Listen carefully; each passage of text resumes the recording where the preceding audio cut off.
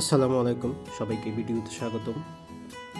আজকে হাতে একটু সময় পেয়ে বের হয়েছিলাম বাসা থেকে নতুন কোনো এলাকায় যাব। তো ভাগ্যক্রমে আমার বাড়িওয়ালাকে আমি সাথে পেয়ে যাই। তিনি রাজি হয়ে যান আমার সাথে বের হওয়ার জন্য। ওনাকে সাথে নিয়েই রওনা হলাম। প্রথমে টাঙ্গাইলের করটিয়া থেকে সিএনজি করে নাটিয়াপাড়া নামক একটি এলাকায় আসলাম। সেখান থেকে অটোতে করে বিলপাড়া যাওয়ার রাস্তা এটি। একটু আগে যে রেললাইনটা দেখেছিলেন সেটা ছিল ঢাকা টাঙ্গাইল রেললাইন, উত্তরবঙ্গের রেললাইন। তারপর বিস্তীর্ণ দুই পাশে সবুজ গ্রামাঞ্চলের বিভিন্ন দৃশ্য দেখতে দেখতে এগিয়ে চললাম। এগিয়ে চলার পথে রাস্তার সাইডে বিভিন্ন সরিষা ক্ষেত সহ অন্যান্য সবুজ ক্ষেত খামার খুব ভালো লাগলো। টাঙ্গাইলের প্রকৃতি খুবই সুন্দর। এই গ্রামাঞ্চল আমার খুবই ভালো লাগে। গ্রামের দৃশ্যগুলো আমার মনকে খুব সবসময় আকর্ষণ করে। রাস্তাগুলো খুবই সুন্দর।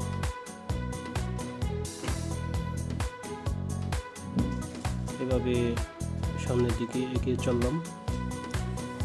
তো নাটিয়াপাড়া থেকে বিলপাড়া বেশি দূরে নয়, অটোতে এখানে 20 টাকা করে লাগে। আর বিলপাড়া যাওয়ার মেন উদ্দেশ্য হলো আজকে সেখানে বিলপাড়ার বিখ্যাত চমচম, সেই চমচম আজকে নিজের চোখে দেখব এবং সেই চমচমের স্বাদ গ্রহণ করব। এর আগে অবশ্য আমি এই বিলপাড়ার চমচম খেয়েছিলাম। সেটা খাওয়ার পরই মূলত লোভ জাগে।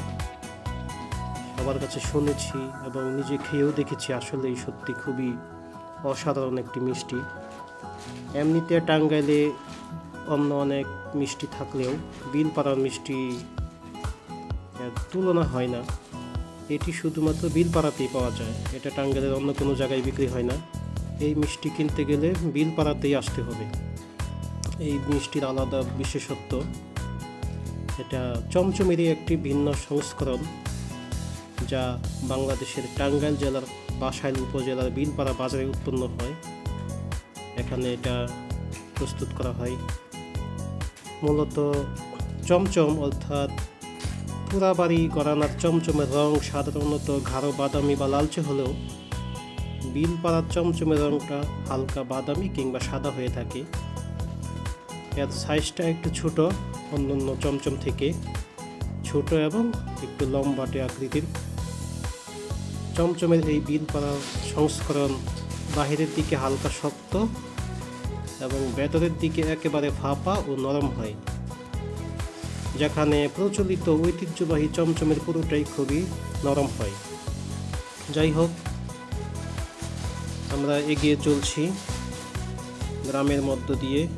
মাঝখানে কয়েকটি গ্রাম পার হয়ে আস্তে আস্তে অগ্রসর হতে লাগলাম বিলপাড়ার দিকে।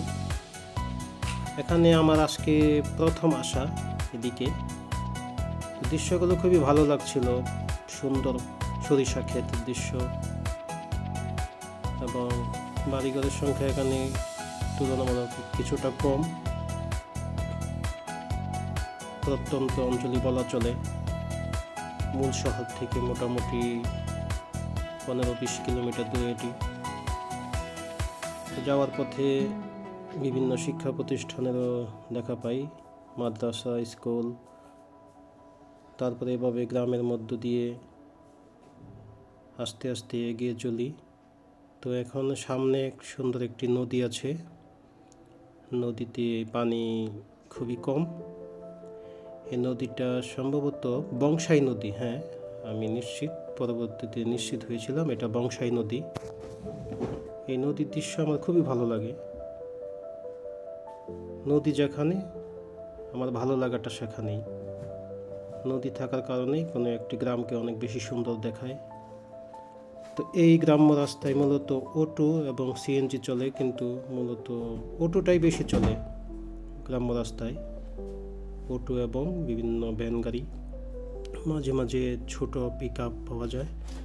তো বলতে বলতে বিলপাড়া এসে বললাম। একটু আগে বিলপাড়ার সাইনবোর্ড দেখতে পেলাম। এই বাজারটা খুবই ছোট্ট একটি বাজার, 10-15 মিনিটে পুরো বাজারটা দেখা সম্ভব হবে একটু হেঁটে হেঁটে ঘুরে দেখলেই। তো বাজারে আমরা নামলাম এখানেই, তারপর